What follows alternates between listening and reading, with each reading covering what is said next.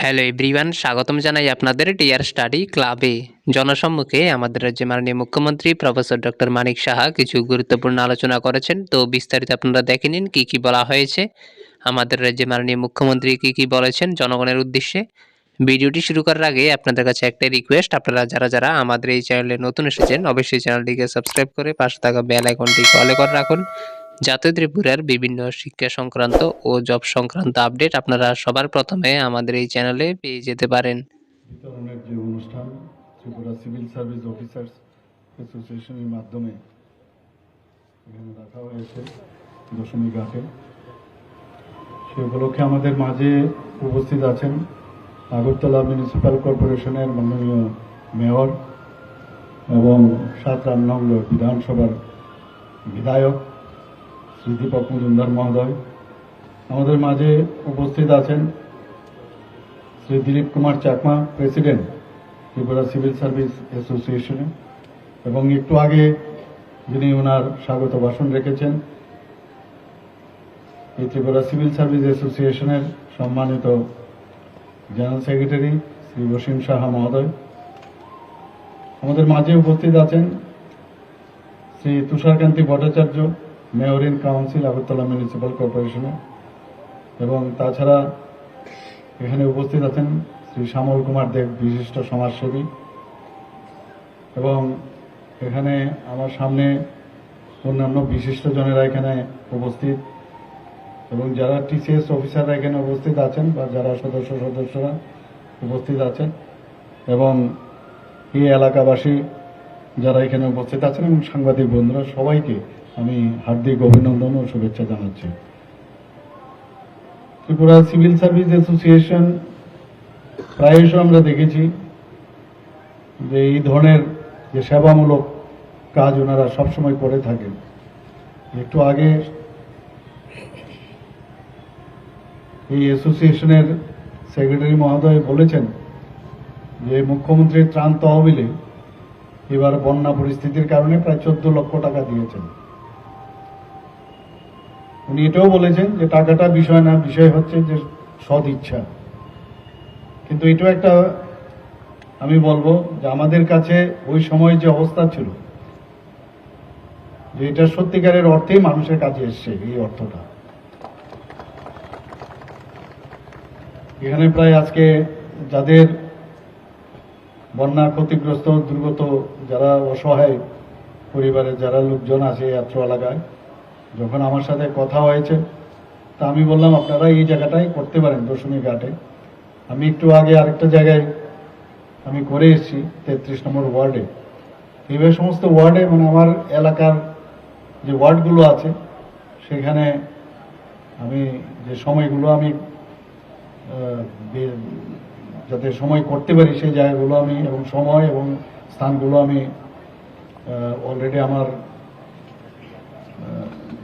যারা আমার সাথে সবসময় থাকে ওদের সাথে আমি কথা বলেছি, এগুলোর সঠিক টাইম এবং স্থানগুলো যেন নির্ধারণ করে। 300 জন এর মধ্যে উপকৃত হবেন আজকের এই অনুষ্ঠানে।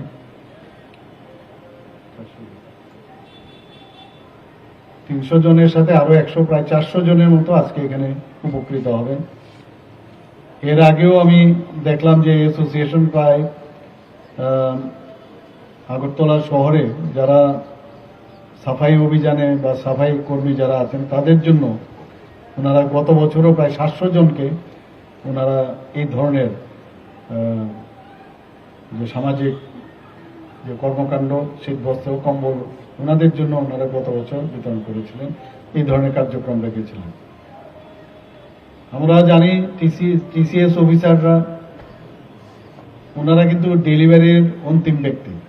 সরকার যখন কোনো ডিসিশন নেয় সেই ডিসিশনগুলো একদম লাস্ট পর্যায়ে, আমরা সবসময় বলি যে অন্তিম ব্যক্তি পর্যন্ত আমাদের সমস্ত বেনিফিশিয়ারি স্কিম বা আমাদের সেন্ট্রালেরই হোক আমাদের স্টেটেরই হোক সমস্ত স্কিমগুলো যেন অন্তিম ব্যক্তি পর্যন্ত পৌঁছায়। এবং সেই যে ব্রিজিং এর যে কাজটা সরকার এবং মানুষের মধ্যে যে ব্রিজিং এর কাজটা কিন্তু সমস্ত টিসিএস অফিসাররা কিন্তু করে থাকেন।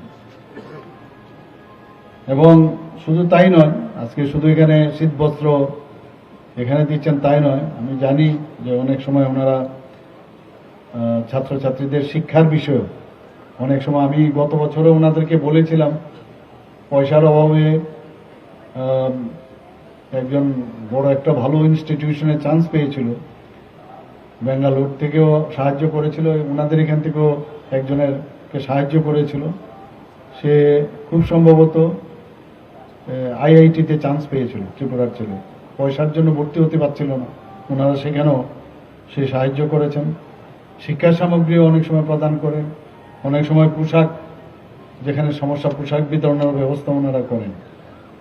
আমি শুধু আজকের এই ত্রাণ সামগ্রীর মধ্যে আমি আসিনি, এর আগেও আমি এসেছিলাম ওনাদের প্রোগ্রামে, সেখানেও মুমূর্ষ ব্যক্তিদের জন্য যে ব্লাড ডোনেশন ক্যাম্প, সেটারও ওনারা করেছেন। আমি টিসিএস অফিসারদের যে ভূমিকা, সবসময় ওনারা বলেছেন যে আমার সাথে থাকবেন। আমার সাথে থাকার বিষয় না, বিষয় হচ্ছে যে সাধারণ মানুষের জন্য আমাদের কাজ করতে হবে, সেটা হচ্ছে সবচেয়ে বড় জিনিস। মানুষের সমস্যা আছে, অনেক সমস্যা, এবং সমস্যার কারণে আমাদের কিন্তু ওনারা ভোট দিয়ে জয়যুক্ত করেন। সংখ্যাধিক্যের কারণে আমরা এখানে মন্ত্রিসভা গঠন করি, কিন্তু দায়িত্ব কিন্তু আমাদের উপর বর্তায়। ওনাদের যে সমস্যা, সেই সমস্যা সমাধানের লক্ষ্যে আমরা বিভিন্ন পরিকল্পনা আমরা করি, কিন্তু সেটা কিন্তু আপনাদের এই অফিসারদের মাধ্যমে কিন্তু সেটা মানুষের কাছে যায়। এখন পর্যন্ত ত্রিপুরাতে আমরা যতগুলো কাজ আমরা করে যাচ্ছি, বিভিন্ন পরিকল্পনা আমরা নিচ্ছি, 100% আমি বলবো সেগুলো স্যাচুরেশন পয়েন্ট আসছে। আপনারা দেখেছেন যখন আমাদের এবারের যে বন্যা পরিস্থিতি ছিল, মানে 600 mm এর উপরও বগাফার মধ্যে এই বৃষ্টিপাত হয়েছে। মানে কোথায় মানুষ কোন দিকে যাবে, কি করলে কি হবে, সেই জায়গায় মধ্যেও কিন্তু এই সরকার, মানে যারা এই অফিসাররা আছেন, কর্মচারীরা আছেন, সবাই মিলে তার মোকাবেলা কিন্তু আমরা করতে পেরেছি। এবং এর জন্য সারা ভারতবর্ষের মধ্যে মানুষ আমাদের এই যে প্রশংসনীয় যে কাজ আমরা করতে পেরেছি, এটা শুধু একার পক্ষে সম্ভব হয়নি, এটা আপনারা সবাই আছেন এবং আমাদের উপর মানুষের আস্থা আছে বলেই সেটা সম্ভব হয়েছে। সেই আস্থাটা হচ্ছে সবচেয়ে বড় জিনিস, যে সরকার আছে, এই সরকারের উপর বিশ্বাস আছে এবং সেইভাবে আপনারাও কিন্তু সেই কাজটা করেছেন। শুধু তাই নয়, যখন আমাদের G20 এখানে শুরু, আমরা প্রেসিডেন্সির মাননীয় প্রধানমন্ত্রী যখন প্রেসিডেন্সির ভার নিলেন, তো ত্রিপুরাকেও একটা অংশ এখানে দেওয়া হয়েছিল, যে সায়েন্স 20। তো সেখানেও আমরা যেভাবে চ্যালেঞ্জ হিসাবে যে এই কাজটা আমাদের সম্পূর্ণভাবে করতে হবে, সেখানেও কিন্তু দেশ বিদেশ থেকে বহু লোক এখানে এসেছিল, সেখানেও কিন্তু আমরা আপনাদের ভূমিকা আমরা দেখেছি, অর্থাৎ আমাদের সরকারের ভূমিকা আমরা দেখেছি। এবং সেখানে আমাদের ত্রিপুরার, মানে সেখানেও আমরা প্রশংসা কুড়িয়েছি। সদ্য আমাদের 72nd যে এনইসির যে প্ল্যানারি সেশন হলো, মানে ত্রিপুরাতে আমি বলতে গেলে প্রথমে হয়েছিল, কিন্তু আমাদের যে হোম মিনিস্টার সাহেবের নেতৃত্বে এই ধরনের মানে বিশাল একটা আয়োজন এই প্রথম ত্রিপুরাতে আগরতলাতে হলো। সেটাও আমরা ভাবছিলাম কি করে সেটা সম্ভব হবে, এবং প্রতিনিয়ত মিটিং ইত্যাদি করে একদম পরিকল্পনার সাথে সাথে আপনারা কিন্তু এই কাজটা করেছেন এবং এত সাকসেস হয়েছে যেটা বলার অপেক্ষা রাখে না। সর্ব জায়গায় সমস্ত, এখানে 8 জন গভর্নর এখানে ছিলেন এবং মুখ্যমন্ত্রী এবং মন্ত্রীরা ছিলেন, ওনারা বলছিলেন যে ত্রিপুরাতে আমরা চাই আগামী দিন যেন এখানেই হয়। তো এই যে আমরা আপনাদের কারণে সেটা সম্ভব হয়েছে এবং সাধারণ মানুষেরও এটা সমর্থন আছে বলেই সেটা সম্ভব হয়েছে। যে কোনো সমস্যা হলে আমরা কিন্তু এখন প্রস্তুত থাকি এবং সেটা মোকাবেলা করার জন্য আমরা খুব ভালোভাবে সেই কাজগুলো আমরা করছি। আমরা আমাদের টিসিএস অফিসারদের যাতে কোনো অবস্থায় তাদের ভ্যাকুয়াম না হয়, ক্যালেন্ডার ওয়াইজ যাতে সবসময় টিসিএস হওয়ার জন্য যে পরীক্ষা নিতে হয় টিপিএসসির মাধ্যমে, সেখানেও আমরা একটা ক্যালেন্ডার আমরা বানিয়ে নিয়েছি, যে বছরে অন্তপক্ষে একবার, অনেক সময় দুবারও হয়, বছরে একবার অন্ততপক্ষে আমাদের এই যাতে তাদের নিয়োগের বিষয়টা থাকে, যাতে গ্যাপ না হয়। এবং আমি সর্বভারতীয় সিভিল সার্ভিস প্রতিযোগিতা প্রবেশের ক্ষেত্র অনেকে আমাদের যারা টিসিএস করেছে এরকম লোক আছে যারা আইএসও, সেখানেও কিন্তু তারা ভালোভাবে যাওয়ার ক্ষেত্রে আমরা ত্রিপুরা সরকার নানাভাবে আমরা চেষ্টা করছি।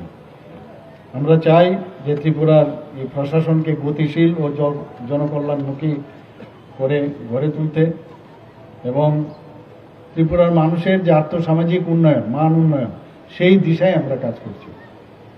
আমরা দেখুন মহিলাদের ক্ষমতায়ন আমরা চাই।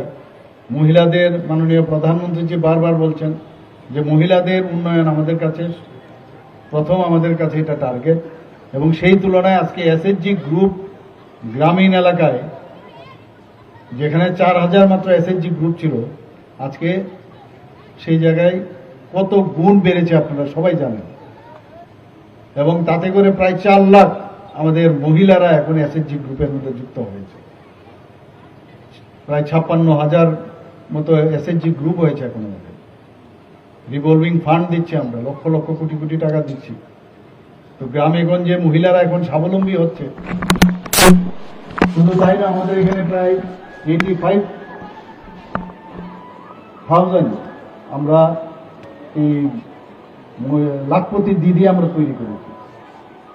এবং সমস্ত জায়গায় আপনার প্রধানমন্ত্রী আবাস যোজনায় হোক, জল সে নলেই হোক, নল সে জলেই হোক, যে কোনো জায়গায় আমরা কাজ করছি। সমস্ত জায়গায় আমরা কিন্তু স্যাচুরেশন পয়েন্ট আমি যেটা বললাম সেখানে কিন্তু আমরা পৌঁছেছি।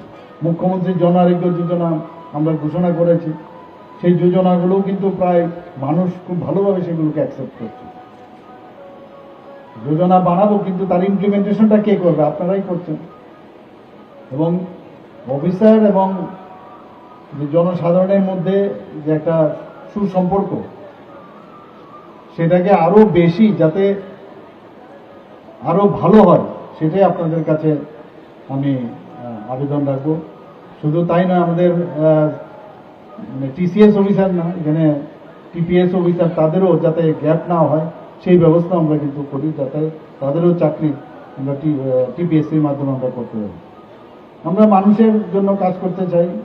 এবং এবার দেখেছেন আপনারা যে ব্লু রিয়াং শরণার্থীদের জন্য 500 কোটি টাকার প্রথমে একটা প্যাকেজ ঘোষণা করা হয়েছিল। প্রায় 23 বছর ধরে এতগুলো পরিবার এখানে, ওদের দুর্দশা অন্তর ছিল না। আমাদের যশস্বী গৃহমন্ত্রীজি নিজে এসেছেন, সেই 500 কোটি টাকা এখন বেড়ে সেটা প্রায় 800 কোটি টাকার উপর হয়েছে। এবং উনি নিজে ক্যাম্পে গেছেন, ক্যাম্পে গিয়ে এদের অবস্থা দেখেছেন, যে যেটা কাগজপত্র আমরা দিল্লিতে পাঠাই বা ওখানে আমরা যখন তার বিবরণ দেই যে এই হয়েছে, উনি সরজমিনে এসে দেখে গেলেন যে কতটুকু ইমপ্লিমেন্টেশন হয়েছে। সেটা আমরা কোনোদিন, এত বড় নেতা আমাদের এত বড় দেশের একজন গৃহমন্ত্রী এসে নিজে গিয়ে অঙ্গনবাড়ি দেখে এসছে। তার ঘরটা কিরকম 1200 স্কোয়ার ফিটে বলেছি আমরা, সেটা 1200 স্কোয়ার ফিটের মধ্যে হয়েছে কিনা, এখানে গ্যাস দেওয়া হয়ে গেছে না, পিআরটিসি দেওয়া হয়েছে কিনা, তাকে আমাদের যে বিধানসভার জন্য যে আই কার্ড দেওয়া সেটা দেওয়া হয়েছে কিনা তাকে। তো সমস্ত বিষয়ে উনি পুঙ্খানুপুঙ্খানুভাবে সেখানে খবর নিলেন। আমরাও যাই বিভিন্ন জায়গার মধ্যে, যখন ডিস্ট্রিক্টে যাই বা ইভেন সাব ডিভিশনাল অফিসে যাই, সেখানেও গিয়ে কিন্তু আমরা রিভিউ মিটিং অনেক সময় যখন করি, আমরা এই খবরাখবর নিই। আমি আশা করি যে এই ধরনের আপনারা যে ফিলান্থ্রপিক কর্মকাণ্ড আপনারা করছেন, আমি আপনাদেরকে ধন্যবাদ দেব। এবং এই ধরনের ওয়ার্ক আগামী দিনে আপনারা করবেন। সবাইকে আমি ধন্যবাদ দিয়ে আমার বক্তব্য শেষ করছি। নমস্কার, জয় হিন্দ। অসংখ্য ধন্যবাদ এবং আন্তরিক কৃতজ্ঞতা জ্ঞাপন করছি মাননীয় মুখ্যমন্ত্রী শ্রদ্ধেয় প্রফেসর ডক্টর মানিক সাহা মহোদয়কে আমাদের সমৃদ্ধ করবার জন্য আপনার আলোচনার মধ্য দিয়ে। এবারে আমরা চলে এসেছি আমাদের আজকের অনুষ্ঠানের গুরুত্বপূর্ণ পর্বে। আমি অনুরোধ রাখবো আপনারা যে যেখানে রয়েছেন সেখানে বসে পড়ুন। আমাদের ভলান্টিয়াররা আপনাদের নিয়ে আসবে। তো প্রতীকী রূপে এই মঞ্চে কয়েকজনের হাতে এই মুহূর্তে শীত বস্ত্র তুলে দেওয়া হবে। পরবর্তী সময়ে আজকেই বাকিদের হাতে তুলে দেওয়া হবে। তো আমি অনুরোধ করব আমাদের ভলান্টিয়াররা এবারে একজন একজন করে নিয়ে আসবে। আপনারা কেউ হুড়হুড়ি করবেন না, যার যার জায়গায় বসে থাকুন কিংবা দাঁড়িয়ে থাকুন।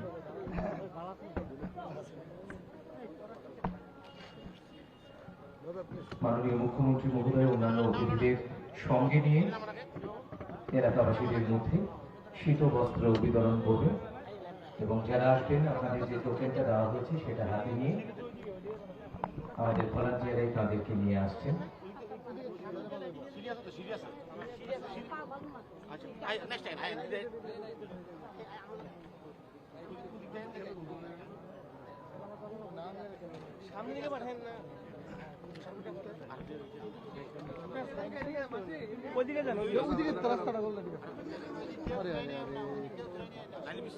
বিনম্র অনুরোধ রাখবো মাননীয় মুখ্যমন্ত্রী শ্রদ্ধেয় প্রফেসর ডক্টর মানিক সাহা মহোদয়ের কাছে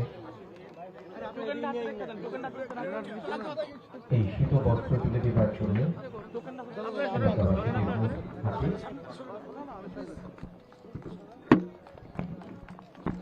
সকলের কাছে অনুরোধ রাখবো প্লিজ আপনারা একবার করতালি হোক সবাই মিলে।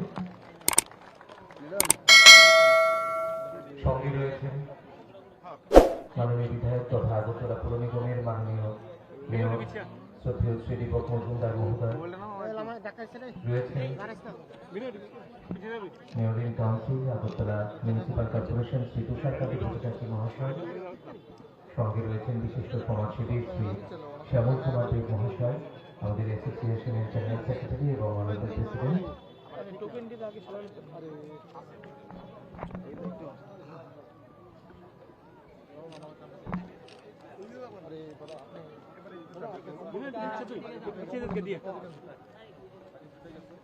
দাদা একটু ঘুরে ঘুরে ঘুরে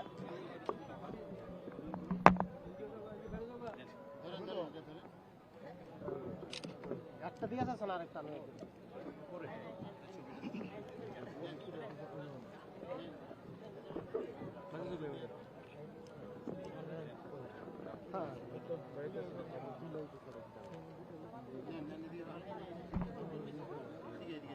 একটা দেওয়া শেষ হয়েছে না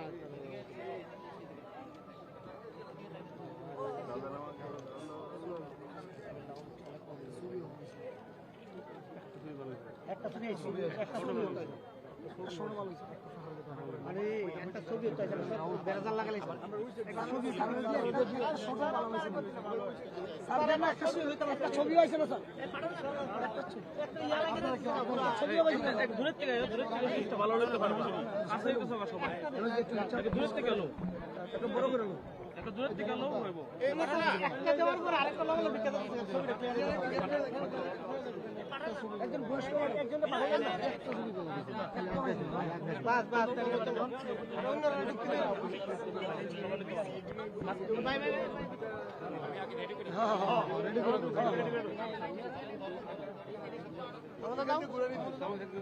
দাও ভাই